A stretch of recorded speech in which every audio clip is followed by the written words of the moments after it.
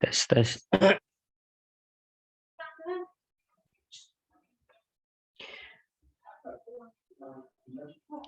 Bismillah, assalamualaikum warahmatullahi wabarakatuh. Alhamdulillah wassalatu wassalamu ala rasulillah wa ala alihi wa ashabihi wa man tabi'ahum bi ihsanin ila yaumil qiyamah amma ba'd. Allahumma inna na'udhu bika min ilmin la yanfa' wa min qalbin la yakhsha' wa min nafsin la tashba' wa min da'watin la yustajabu laha. Allahumma anfa'na bima 'allamtana wa'allimna ilman yanfa'una wazidna ilman ya rabbal alamin. La hawla wa la quwwata illa billah. Allahumma la sahla illa ma ja'altahu sahla wa anta taj'alul hazna idza syi'ta sahla. Teman-teman semua yang semoga selalu dirahmati Allah Subhanahu wa taala. Kita bersyukur atas nikmat Allah yang terlimpahkan kepada kita semua. Kita memujinya, memanjatkan syukur kepadanya. Semoga syukur kita menjadi amal ibadah kita yang besar di sisi Allah Subhanahu wa taala.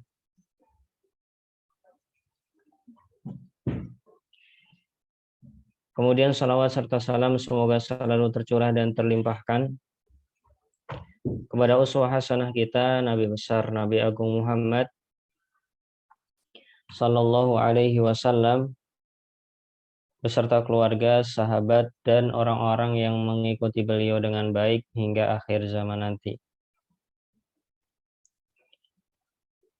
Pada kesempatan sore hari ini, kalau tidak salah, kita berada di permasalahan ketiga dari bab haid dan nifas.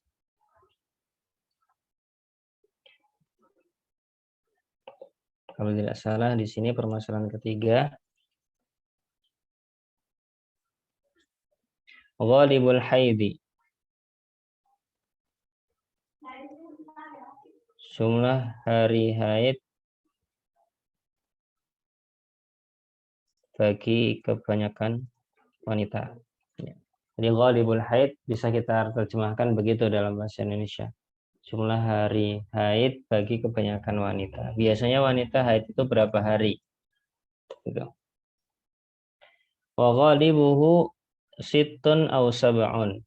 Seringnya seorang wanita haid selama 6 atau 7 hari. Liqaulihi sallallahu alaihi wasallam li Hamnata binti Jahsyin, berdasarkan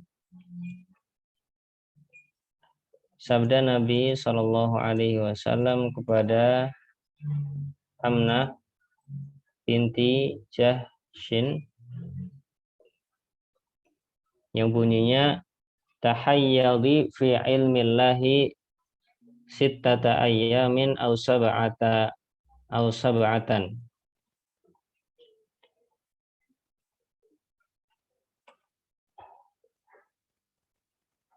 Anggaplah dirimu haid sesuai ilmu Allah selama 6 hari atau 7 hari. Tsumma ghtasili wa sholli arba'atan wa ishrina yawman aw thalathatan wa ishrina yawman. Kemudian mandilah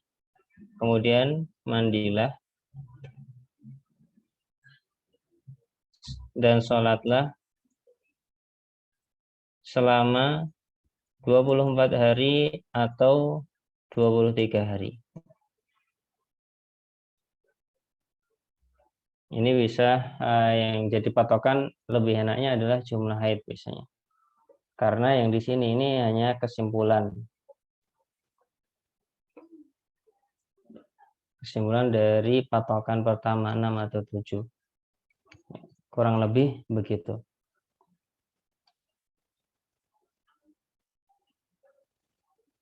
Kama yahidun nisa'u. ini sebagaimana para wanita haid. Ya, maksudnya jumlahnya. Wa yathurna limiqati haidihinna wa tuhrihinna. Wanita haid dan suci. Ya, mungkin begitu artinya. Wa yathurna atau kama yahidun nisa wa yathurna limiqati haidihinna wa tuhrihinna. Ya, sebagaimana para wanita haid dan suci dari sisi jumlah harinya. Baik, ini permasalahan ketiga. Jadi kalau ada pertanyaan, biasanya wanita haid berapa lama, Ustadz? Ya. Maka jawabannya seringnya 6 atau 7 hari. Sekarang kalau saya Ustadz nggak 7 hari, nggak 6 hari, ya nggak apa-apa. Kan kemarin kita disebutkan ada waktu minimal dan waktu maksimal ya. Nggak ada waktu minimal, nggak ada waktu maksimal. Ya. Mau lebih, mau kurang, ya bisa-bisa saja. Itu per individu, hitungannya kayak gitu. Tapi kalau secara seringnya, ya, wanita seringnya itu 6 atau 7 hari. Baik, kemudian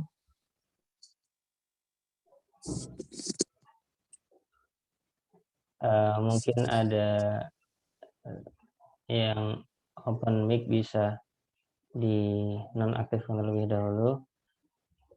Jazakumullah khairan. Baik, sekarang permasalahan keempat.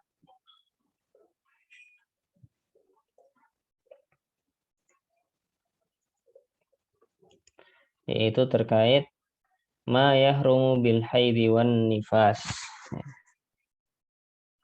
Apa yang haram bagi wanita haid dan nifas.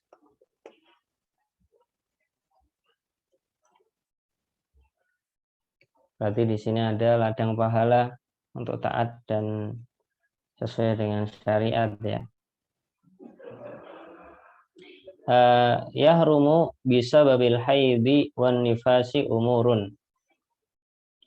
Ada beberapa hal yang diharamkan bagi wanita haid dan nifas. Pertama, al-wat'u fil farji, berhubungan. Jadi al-wat'u fil farji kalau diartikan bahasa Indonesia, kata yang mewakili adalah berhubungan. Liqaulihi ta'ala, bisa kita caranya kayak gini. Dalilnya adalah firman Allah Ta'ala, fa'tazilun nisa'a fil mahidhi wala taqrabuhunna hatta yadhur.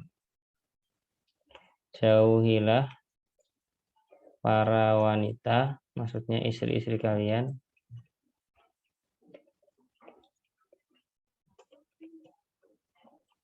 saat haid dan jangan dekati mereka sampai suci.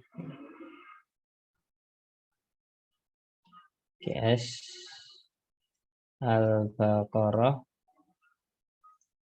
22. Ayat ini kalau dipahami oleh orang yang tidak belajar usul fikih, tidak belajar fikih, pokoknya masyarakat umum gitu, langsung mengambil teks Qur'annya, jauhi para wanita atau istri-istri kalian saat haid dan jangan dekati mereka. Maka, oh berarti saya nggak boleh yang perempuan bilang saya nggak boleh didekati oleh suami saya, Ustadz. Berarti nggak boleh tidur bareng, nggak boleh sekamar bareng, nggak boleh makan bareng, nggak boleh pergi bareng, begitu Ustadz. Mungkin bagi yang kritis pemikirannya akan seperti itu, hasilnya gitu.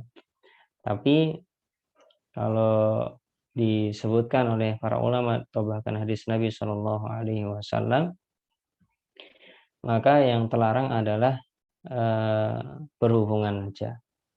Jadi boleh untuk tetap melakukan makan bareng ya boleh, pergi bareng ya boleh, nggak masalah.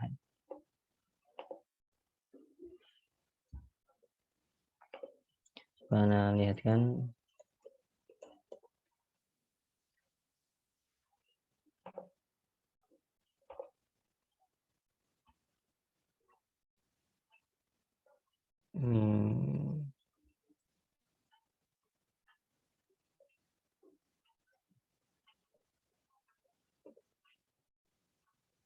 Ya.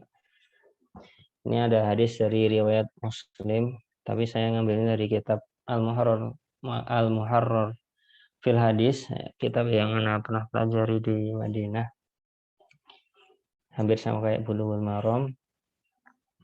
Di sini dari Anas bin Malik radhiyallahu anhu, annal Yahuda, bahwasanya orang-orang Yahudi kanu dahulu kala idza hadatil mar'atu fihim, apabila ada seorang wanita yang haid atau istri-istri mereka haid, lam yu'akiluha wa lam yujami'uha fil buyuti, maka para suami tidak akan makan bareng dengan para istrinya dan tidak akan membersamai mereka di rumah, pisah rumahnya. Fasa'ala ashabu an-nabiyyi sallallahu alaihi wasallam an-nabiyya sallallahu alaihi wasallam. Maka para sahabat Nabi bertanya kepada Nabi sallallahu alaihi wasallam. Fa'anzalallahu ta'ala, maka Allah Ta'ala berfirman, wa yas'alunaka 'anil mahid. Mereka bertanya tentang haid. Qul huwa adza, katakan itu adalah gangguan atau ya kotoran. Fa'tazilun nisa'a fil mahid, jauhilah wanita saat mereka haid. Ila akhiril ayat. Sebenarnya tadi kita baca ayatnya. Faqala Rasulullah sallallahu alaihi wasallam, maka Rasulullah sallallahu alaihi wasallam berkata berkaitan dengan ayat ini, suruh menjauhi wanita, isna'u kulla syai'in illa nikah. Perbuatlah sesuka kalian apapun itu dengan para istri, kecuali nikah. Maksudnya nikah apa? Kecuali berhubungan, ya. Jangan berbuat itu. Jadi di sini Nabi Shallallahu Alaihi Wasallam menafsirkan ayat yang tadi kita baca, jangan dekati gitu, jauhi, itu artinya adalah dalam masalah berhubungan, bukan masalah badan yang berdekatan atau makan bareng atau pergi bareng gitu, enggak. Nah di sini pentingnya kita belajar dari seorang guru, tidak membaca sendiri, belajar dari kitab-kitab yang bisa menjelaskan dengan baik. Itu pentingnya seperti itu. Kalau salah, nanti bisa salah paham. Ya. Wallahu a'lam. Jadi sudah clear makna dari ayat jauhi para wanita atau istri-istri kalian saat haid dan jangan dekati mereka sampai suci. Maksudnya adalah jangan melakukan hubungan. Dalilnya apa Ustaz? Dalilnya adalah sabda Nabi Shallallahu Alaihi Wasallam tadi yang menafsirkan tentang ayat ini. Isna'u kulla syai'in illa nikah. Ternyata di sini Nabi sudah berkata berkaitan dengan ini. Maka Nabi Shallallahu Alaihi Wasallam berkata ketika ayat ini turun, perbuatlah sesuka kalian kecuali nikah. Nah, kita langsung artikan aja daripada bingung berhubungan. Nanti Pak, kalau ditulis nikah takutnya salah paham lagi. Karena bahasa hadis kadang ada yang disalahpahami. Baik. Kemudian yang kedua. Yang kedua adalah at-tolaku. Talak. Nggak boleh talak. Jadi kalau ada seorang suami mentalak istrinya dikala haid, maka dia telah terjatuh dalam keharaman. Apakah talaknya jatuh atau tidak, itu ada pembahasan fikih lainnya nanti di babu babun nikah. Baik, sekarang hukumnya saja. Talak, nggak boleh talak. Berdasarkan atau dalilnya gitu ya, adalah firman Allah Ta'ala,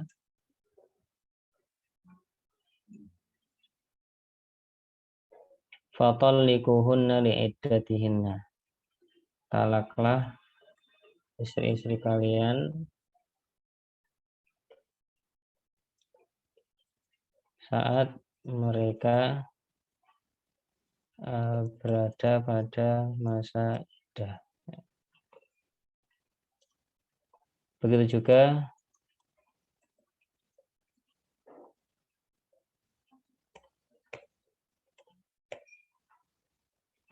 berdasarkan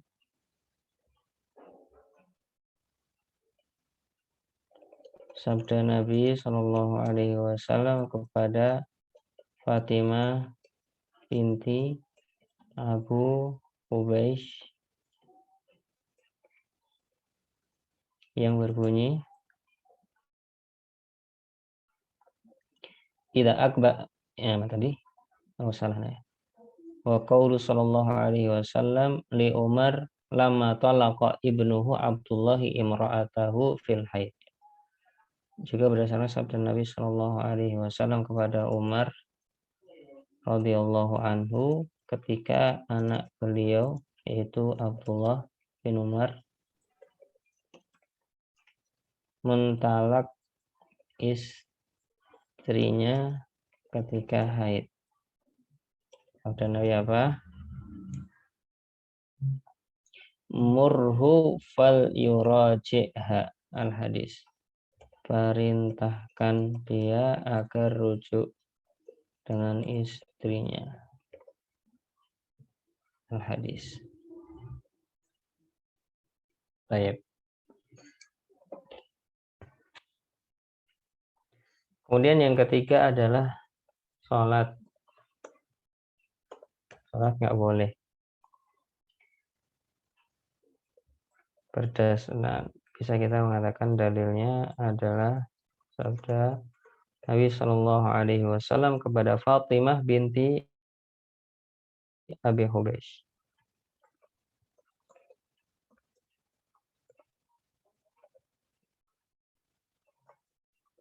Idza akbalat al-haidatu fada'is shalah. Apabila haidmu datang, maka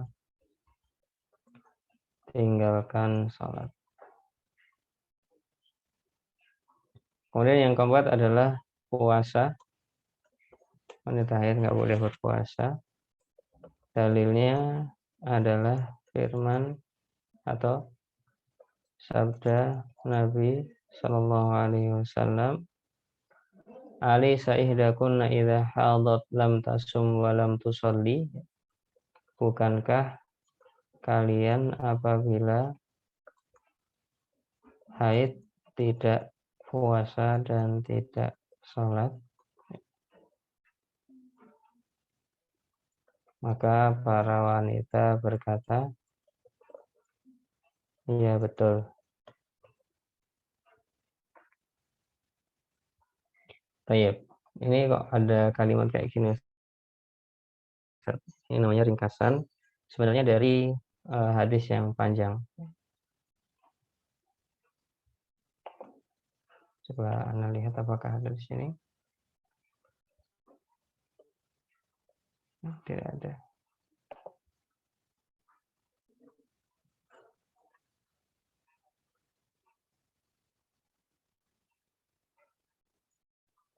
Idza hadat.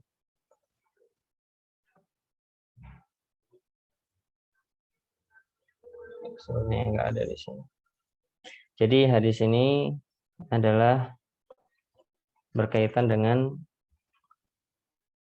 sabda Nabi Shallallahu Alaihi Wasallam bahwa wanita itu adalah kurang akal dan kurang agama. Kalau dari sisi agama itu bagaimana, dari sisi akal itu bagaimana, kata para sahabat ketika itu. Dan para sahabat yang atau sahabat wanita yang dikatakan seperti ini, mereka juga enggak apa namanya, enggak sakit hati juga ya. Karena ini sebuah kenyataan gitu. Dan Nabi Shallallahu alaihi wasallam menyatakan ini juga bukan untuk merendahkan siapapun gitu. Tapi untuk menyatakan ini loh syariatnya. Dikatakan bahwa naqisatu aqlin wa dinin. Kenapa di sini?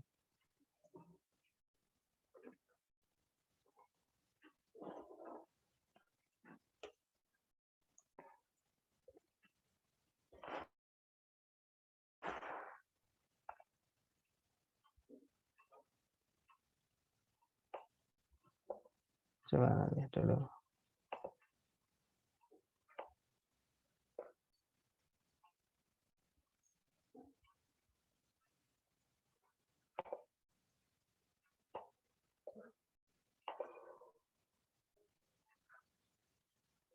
Baik, di sini sepertinya enggak disebutkan lafadznya.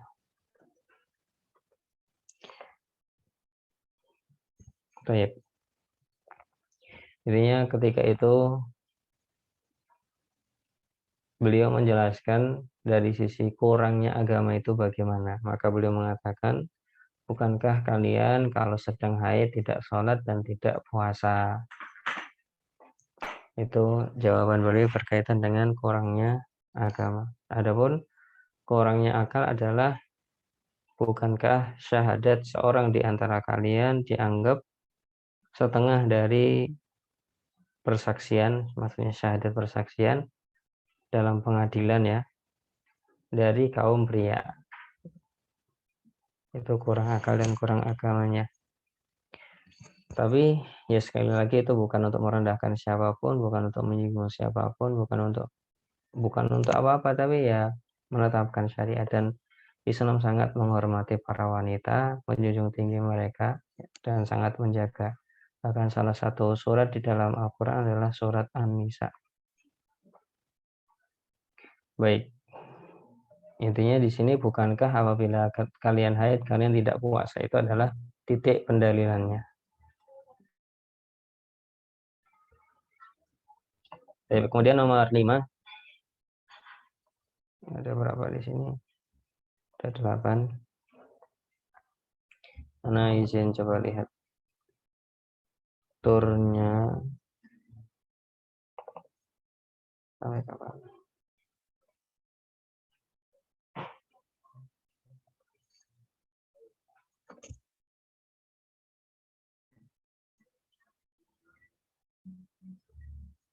Baik.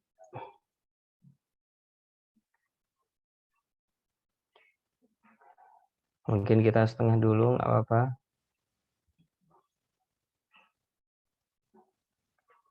Untuk sekarang kita bisa tanya jawab. Apabila ada pertanyaan, silahkan. Kita beri waktu selama kurang lebih 3 menit. Nanti 7 lebih 10 insya Allah. Nah, coba jawab.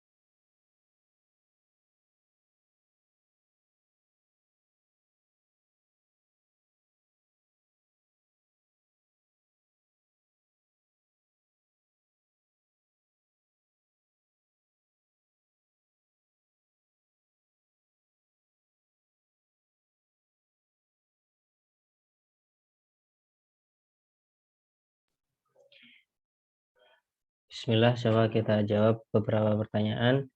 Yang pertama, Assalamualaikum warahmatullahi wabarakatuh. Waalaikumsalam warahmatullahi wabarakatuh. Ustadz, sepertinya sekarang sudah 24 jam. Ini sepertinya ya nggak apa-apa.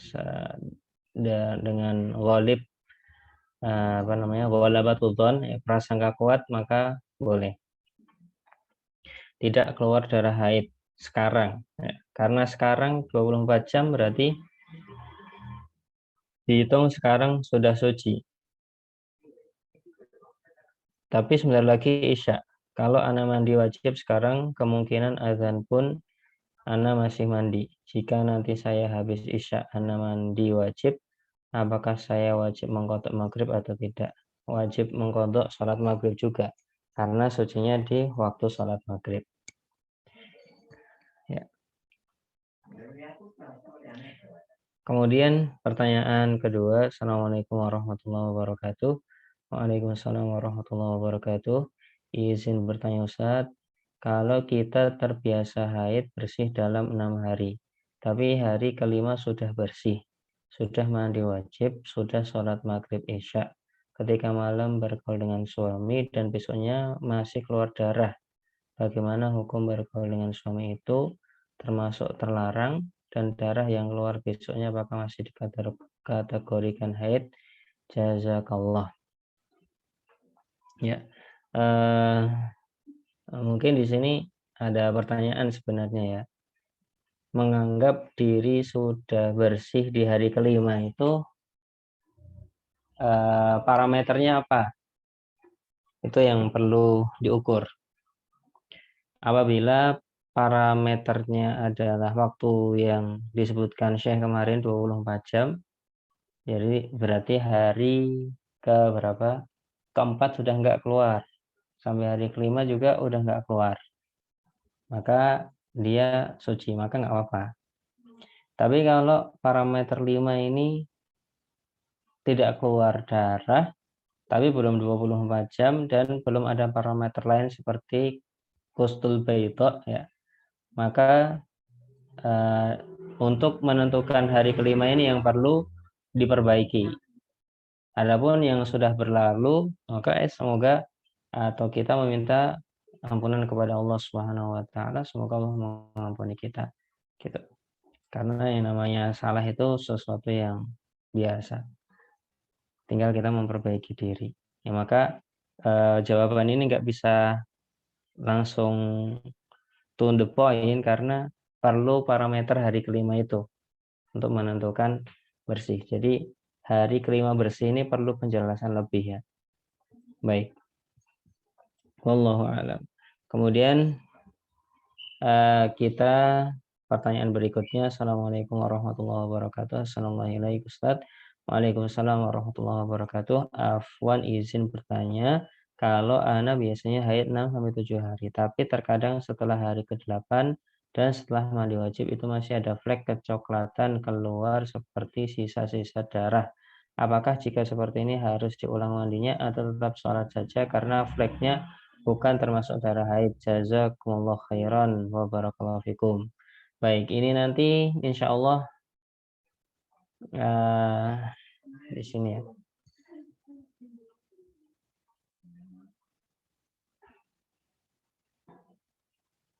Ya. Baik. Sebenarnya nanti akan terlihat dari sisi darah istihadah atau penentuan ngukur haid itu bagaimana. Sebenarnya ada pembahasan tersendiri juga. Jadi kalau di sini biasanya 6-7 hari. Nah,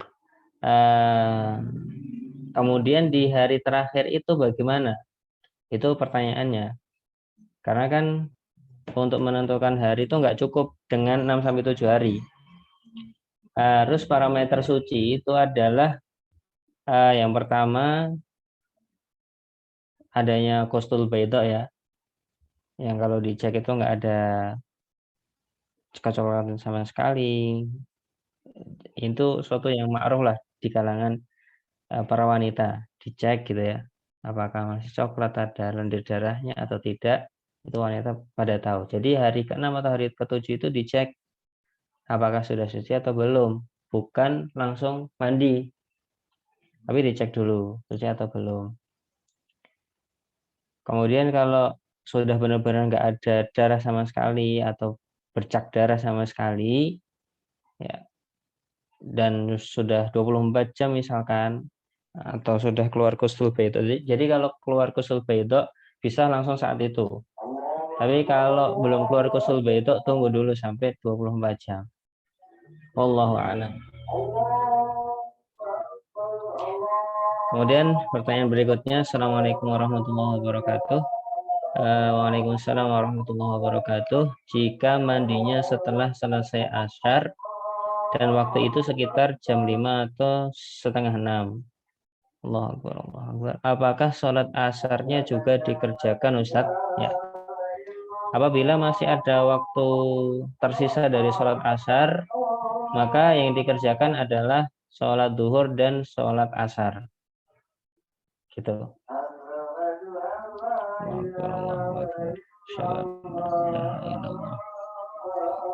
Jadi kan kalau jam 5 atau setengah 6 belum masuk maghrib, nanti ya tetap sholat maghrib, sholat duhur dan asar. Wallahu a'lam. Ana coba dengerin azan dulu, nanti coba Ana jawab lebih detail sedikit.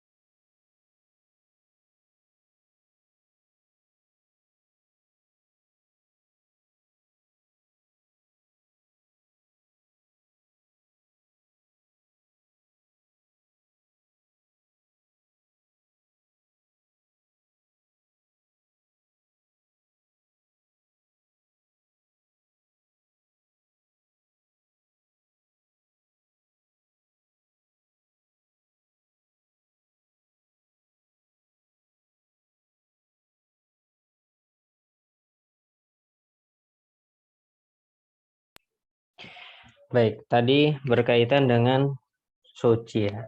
Jadi di sini kan kita belum selesai pembahasan sebenarnya. Nah, kalau bisa selesaikan pembahasan dulu, itu bagus sih. Tapi di sini sebenarnya ada pertanyaannya adalah kapan seorang suci?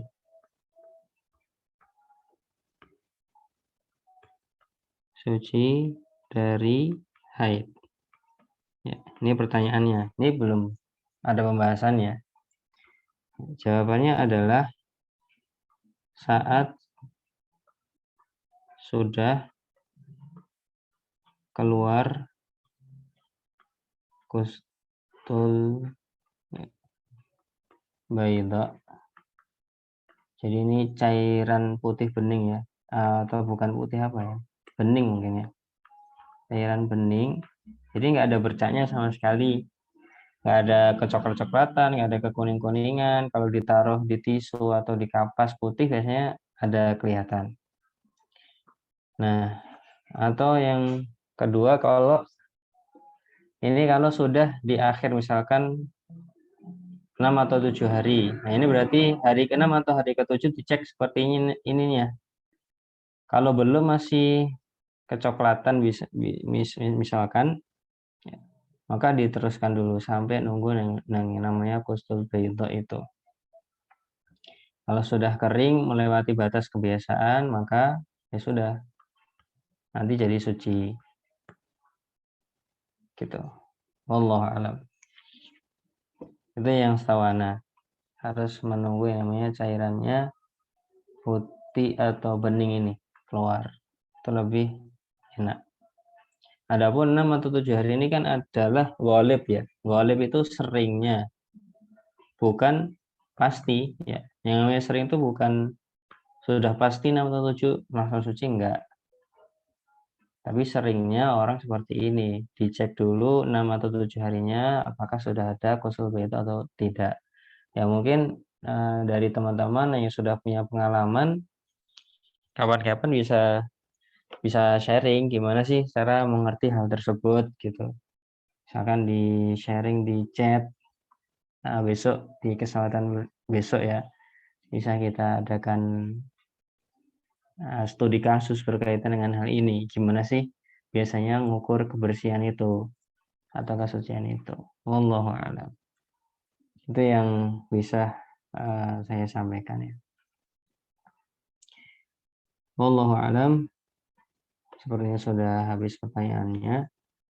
Insya Allah kita sambung lagi pada kesempatan berikutnya. Semoga bermanfaat. Jazakumullah khairan atas perhatiannya. Mohon maaf atas segala kekurangannya. Subhanakallahumma wa bihamdika asyhadu an la ilaha illa anta astaghfiruka wa atubu ilaik. Assalamualaikum warahmatullahi wabarakatuh.